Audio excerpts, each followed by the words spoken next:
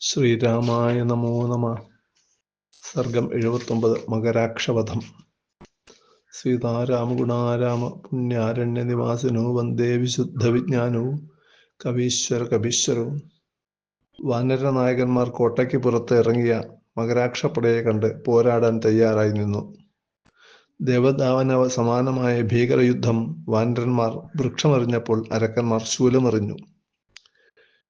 ശിലാപാദത്തിനെതിരായി പരിചകൾ വീശിയെറിഞ്ഞു. രാക്ഷസന്മാർ ശക്തി, തോമരം, പട്ടസം, ഭിന്ദിപാലം മുതലായ പലതരം മാരകായുധങ്ങൾ പ്രയോഗിച്ചു. കപിവീരന്മാരെ അവർ ഞെരുക്കി. മകരാക്ഷന്റെ ബാണഘാതമേറ്റ് പരിഭ്രമിച്ച വാനരന്മാർ ഓടാൻ തുടങ്ങി. ഇത് കണ്ട് രാക്ഷസന്മാർ സിംഹങ്ങളെപ്പോലെ അലറി. ഉടനെ ശ്രീരാമചന്ദ്രൻ അവിടെ എത്തി രാക്ഷസന്മാരെയൊക്കെ ബാണവർഷം കൊണ്ട് തടുത്തു നിർത്തി. ഇത് കണ്ട് കോപം കലർന്ന കണ്ണുകളോടെ മകരാക്ഷൻ എത്തി രാമനോട് പറയുകയാണ്: രാമ, അവിടെ നിൽക്ക്. എൻ്റെ കൂർത്ത ബാണങ്ങൾ നിന്റെ ഉയിരെടുക്കും. ദണ്ഡകരണത്തിൽ വച്ച് എൻ്റെ അച്ഛൻ്റെ പ്രാണൻ നീ എടുത്തല്ലേ? ഖരന്റെ മകനാണല്ലോ മകരാക്ഷൻ. ആ നിന്നിതാ എനിക്ക് മുന്നിൽ കിട്ടിയിരിക്കുന്നു. നിന്നെ കണ്ട് എൻ്റെ ശരീരമാകെ പുകഞ്ഞു നീറുന്നു. എന്തുകൊണ്ട് ദണ്ഡകത്തിൽ വച്ച് എൻ്റെ മുന്നിൽ നിന്നെ കിട്ടിയില്ല? ഇപ്പോഴിതാ വിശന്ന സിംഹത്തിൻ്റെ മുന്നിൽ ഇരപ്പെട്ട പോലെ നീ പെട്ടിരിക്കുന്നു. ഇന്ന് ഞാൻ നീ മുന്നേ പറഞ്ഞയച്ചവരെ കൂടെ പ്രേതാലയത്തിൽ കൊണ്ടു കിടത്തും. നീ പണ്ട് കുറെ പേരെ കൊന്നില്ലേ? വിരാധൻ, ബാലി മുതലായിട്ടുള്ളവർ. അവരൊക്കെ നരകത്തിലൊരു ഇതിൽ കിടക്കുന്നുണ്ടാവും. അവിടെ നിന്നെ അവരെ കൂടെ ഞാൻ കിടത്തും എന്നാണ് വീരവാദം പറയുന്നത്. എന്തിനേറെ, നാം ഇരുവരെയും ഇനി ജനം പോർക്കളത്തിൽ വെച്ച് കാണട്ടെ. അസ്ത്രങ്ങൾ കൊണ്ടോ ഗത കൊണ്ടോ അഥവാ കൈകൾ കൊണ്ടോ ഏത് ദ്വന്ദ്വയുദ്ധത്തിനും നീയുമായി ഞാൻ തയ്യാർ. മേൽക്കുമേൽ പുലമ്പിക്കൊണ്ടിരിക്കുന്ന മകരാക്ഷനോട് ശ്രീരാമചന്ദ്രൻ ചിരിച്ചുകൊണ്ട് പറഞ്ഞു: കഥസേക്കും വൃഥാ രക്ഷോ. എടാ രാക്ഷസ, നീ വെറുതെ എന്താണ് പുലമ്പുന്നത്? കഥസേ എന്നാണ് സംസ്കൃതം പറയാം. തമിഴില് എന്നെ കത്തറുത് എന്ന് പറഞ്ഞതിനോട് സാമ്യമുണ്ട് തോന്നും. കഥസേ എന്നാണ്. എന്താ നീ പുലമ്പിക്കൊണ്ടിരിക്കുന്നത്? വൃഥാ വീൺവാക്കുകൾ കൊണ്ട് യുദ്ധത്തിൽ എന്ത് ഫലം? ഇവിടെ യുദ്ധം ചെയ്യുകയല്ലാതെ വേറെ വാഗ്വാദം കൊണ്ടല്ല കാര്യം. ദണ്ഡകത്തിൽ 14,000 രക്ഷസുകളെ ഒടുക്കിയപ്പോൾ ദൂഷണനും തൃശിരസും നിന്റെ അച്ഛനുമൊക്കെ പെട്ടു. ഇന്ന് നിന്റെ മാംസത്താൽ കുറുക്കനും കാക്കയും കഴുകനുമൊക്കെ തൃപ്തി അടയട്ടെ എന്ന് ശ്രീരാമചന്ദ്രൻ മറുപടി പറഞ്ഞു. അങ്ങനെ ഇരുകൂട്ടരും ഗംഭീര യുദ്ധം തുടങ്ങി. ശരവർഷമായി.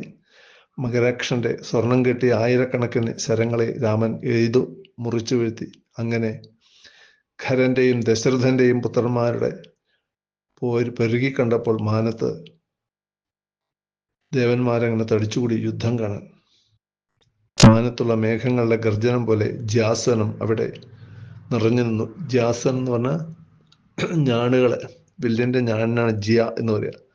ആ ഞാണൊലി അവിടെ അങ്ങനെ നിറഞ്ഞു നിന്നു പറയാം. ഇരുകൂട്ടരും പരസ്പരം മുറിപ്പെടുത്തി. പക്ഷേ മുറിപ്പെടുത്തും തോറും ഇരുകൂട്ടർക്കും ബലം ഏറി വന്നു എന്നാണ് പറയുന്നത്. രാമമുക്താംസ്തു ബാണോഖാൻ. രാമനയച്ച ബാണങ്ങളുടെ കൂട്ടത്തെ രാക്ഷസ ത്വച്ഛലരണത്തിൽ രാക്ഷസൻ മുറിച്ചിട്ടു. രക്ഷോമുക്താംസ്തു രാമോ വൈ. രാമനാകട്ടെ രക്ഷോമുക്തങ്ങളായ ബാണങ്ങളെ നൈകഥ പ്രാചീനത്സരി. ശരങ്ങളെ കൊണ്ട് നൈകഥ പലതരത്തിലും മുറിച്ചിട്ടു. ഒന്നായിട്ടില്ല, 5-6 കഷ്ണങ്ങളാക്കി മുറിച്ചിട്ടു. ബാണോഖവിത്ത സർവാദിശ പ്രതിശസ്തത. അങ്ങനെ ദിക്കുകളും വിതുക്കുകളും ഒക്കെ എല്ലായിടത്തും ബാണങ്ങൾ മാത്രം. ഭൂമി കാണാനില്ല എന്നുള്ള അവസ്ഥയിൽ വീരരാമൻ ക്രുദ്ധനായ മകരാക്ഷന്റെ വില്ല് മുറിച്ചിട്ടു. 8 നാരാജകങ്ങളെ കൊണ്ട് തേരാളിയെയും കൊന്നു. പിന്നെ തേരും കുതിരകളെയും തകർത്തു വീഴ്ത്തിയപ്പോൾ മകരാക്ഷൻ നിലത്തി ഇരുന്നു പോയി. അവിടെ കാൽമുട്ടിൽ നിന്നുകൊണ്ട് മകരാക്ഷൻ യുഗാന്തകാരിയായ തീ പോലെ ഇരിക്കുന്ന ശൂലമെടുത്തു. രുദ്രനെ സേവിച്ച് രുദ്രൻ കൊടുത്ത വലിയ ശൂലമാണത്. എടുത്ത് പൊക്കാൻ പോലും പ്രയാസമേറിയ ആ വലിയ ശൂലം എടുത്ത മകരാക്ഷൻ ചാട്ടിയപ്പോൾ അത് ആകാശത്തിൽ തീപ്പാറ്റി വിളങ്ങി. ആ ശൂലം സംഹാരായുധമായി പൊങ്ങിയത് കൊണ്ട് ദേവന്മാർ പോലും ഓരോരോ മുക്കുകളിലേക്ക് ഓടി അഭയം പ്രാപിച്ചു. ആകാശത്ത് വെച്ച് തന്നെ ആ ശൂലത്തെ 4 ബാണങ്ങളാൽ രാമൻ മുറിച്ചിട്ടു. അതൊരു ഉൽക്ക പോലെ നിലത്ത് വീണു. കാഴ്ചക്കാരൊക്കെ തിരിച്ചെത്തി നന്നായി എന്ന് രാമനെ പുകഴ്ത്തി. അപ്പോൾ മുഷ്ടി ചുരുട്ടി എണീറ്റ് രാമനെതിരെ നിൽക്ക എന്ന് പറഞ്ഞ് രാക്ഷസവീരൻ ചാടി എണീറ്റു. ഇപ്പോൾ രാമൻ ചിരിച്ചുകൊണ്ട് ആഗ്നേയാസ്ത്രം അയച്ചു. മകരാക്ഷന്റെ ഹൃദയം തകർത്തുകൊണ്ട് ആ ആഗ്നേയബാണം ജീവനെടുത്തുകൊണ്ട് ശരീരത്തെ വീഴ്ത്തി. അനുചരന്മാർ രാമബാണഭയം പെരുത്ത് ലങ്കയ്ക്ക് ഉള്ളിലേക്ക് തന്നെ ഓടി ഒളിച്ചു. ദശരഥപുത്ര ബാണവേഗങ്ങളാൽ രജനിചരനായ ഖരാത്മജൻ പ്രാണൻ അറ്റത് കണ്ട് ദേവതകൾ പ്രഹൃഷ്ടരായി. ഇന്ദ്രന്റെ വജ്രം കൊണ്ട് തകർന്ന മാമലകളെ പോലെ പ്രദർശോരഥ ദേവതാ പ്രഹൃഷ്ട, ദേവതകളെ സന്തുഷ്ടരായിട്ട് അവിടെ കാണാൻ പറ്റി. ഗിരിമിവ വജ്രഹതം യഥാവികരണം. ഗിരിമിവ, മാമലകൾ വജ്രം കൊണ്ട് ചിറകറ്റപ്പോൾ വീണില്ലേ, ആ മാതിരി മകരാക്ഷൻ വീണപ്പോൾ പ്രഹൃഷ്ടരായിട്ട് ദേവതകൾ പ്രഹൃഷ്ടരായി സന്തുഷ്ടരായി തീർന്നു എന്ന് പറഞ്ഞുകൊണ്ടാണ് ഈ അധ്യായം ഇവിടെ, ഈ സർക്കം ഇവിടെ അവസാനിക്കുന്നത്.